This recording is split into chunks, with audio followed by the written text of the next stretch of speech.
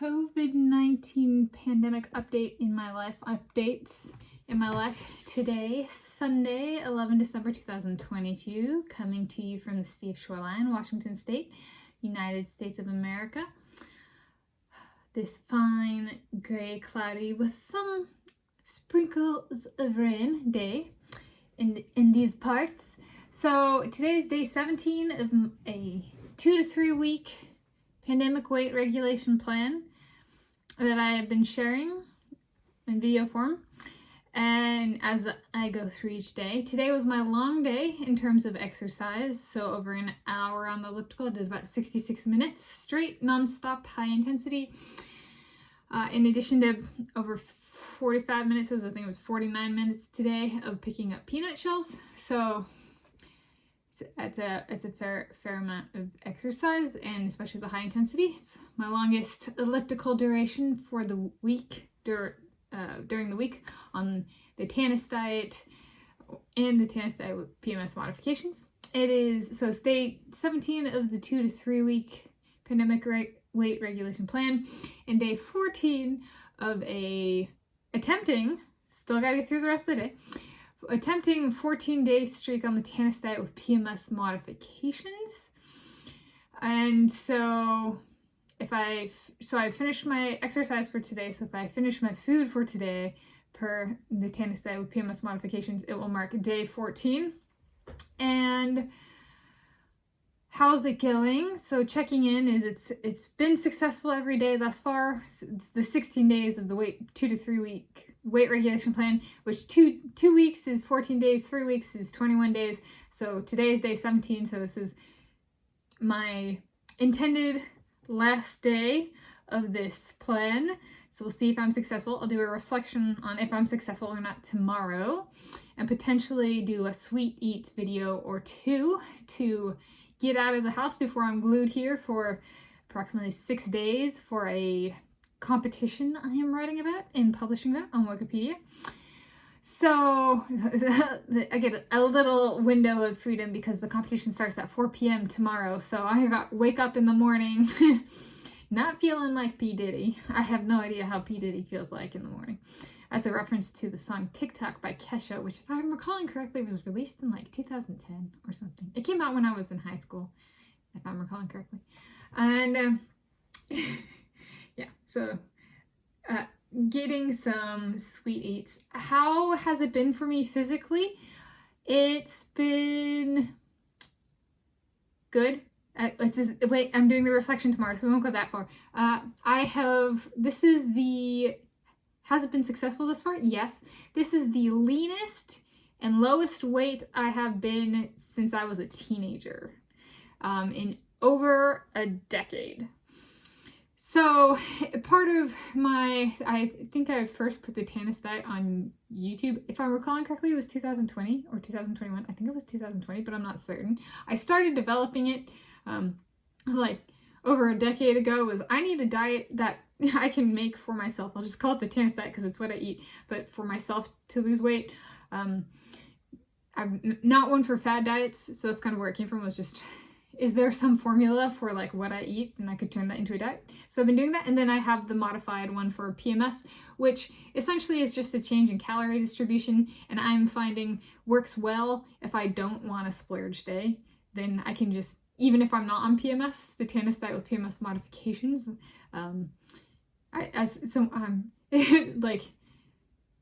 it works off PMS as well, I am finding. So that's pretty cool. I have the most transformed part of my body. So I would say lowest weight and leanest. So it's a particular combination. I might have been lower weight since I was a teenager, but I was not more lean at a lower weight. So that's a way of saying I'm lower weight and in shape, and I have muscle tone. I think my arms are the leanest they've been in over a decade, so since I was a teenager. And my abs are like, I'm starting to get my V cut, and it's not just an outline, and like there's the outline of 6-pack abs, but there's still a healthy amount of chub there too. So if I wanted to still be a healthy weight, take my body fat down and get leaner, I would see it most on my torso and my legs, which are kind of currently the higher body fat distribution is lower on the body, which is different than in the past. I'm still very toned. However, toned and having a bunch of muscle definition are different things. Tone one can have and still have high body fat. Muscle definition is kind of quintessential low body fat and is different than muscle tone. And so muscle tone is easy to fake with makeup and stuff, and that's used a lot in like the music industry and film industry. But muscle definition is like actual, like carved into a person's physique, so to speak. So yeah, the biggest, and my cheekbones are leaner than they have been, and have been since I've developed the Tanis diet and Tanis diet with PMS modifications, than they've been in possibly my entire life. I've always struggled with face chub on my cheekbones and my cheeks, so that is my bone structure kept developing. I'm late 20s. I'm approximately 30 years old. Approximately, but my bone structure, my face kept developing into my mid to late 20s. So I think partially it's just me adjusting to the bone structure, but not like substantial, but like, yeah, I just noticed it when I was like, my face is a little bit different. So yeah, so that's more of the details. Is the torso and arms are kind of the most transformed at the moment. I could lose additional weight. I could lose additional body fat if I kept going with the diet. I am happy where I am at, however. So some people might ask, why would you stop this diet? Keep going. I'm like, it's the holidays. It's December 11 December 2022. I'm going to take a break, and my biggest fear in all of this was not being able to reattain, not being able to reattain a physique I had when I was a teenager, but maybe I don't want the same physique. And my arms are perhaps more toned than they were when I was a teenager. So not only have I gotten back what I had as a teenager, but it's actually perhaps even leaner than it was before. So I've conquered the fear of I can't actually ever get back to my teenage years. No, I've gotten back and I'm better in at least some ways. The arms and possibly the cheeks and cheekbones, like upper cheeks, like this area. So that having developed a diet where I can actually attain this, there's a little bit of, it's okay if I step off and take 20 days off because I have something that works to get me back here. And I know that if I just push through, I do get results that I am happy with. So it's time. So that's the long version. The other version is I enjoy food too. And I want to just kind of relax and let my body relax a bit. So that's the first update, or tied to the first update. The second update is a briefer one. It has to do with my watching trends on YouTube kind of during the pandemic and how they've changed from the past. So in the past, kind of before I moved home in October 2019, I watched a fair amount of talk shows, and I might have still watched a little bit after I moved in here with my parents' house. But I've diversified my watching on YouTube, and with diversifying my watching, I've kind of come to talk shows. So like late night talk shows, comedy shows, kind of, but they're like talk shows hosted by comedians kind of thing, comedians kind of thing.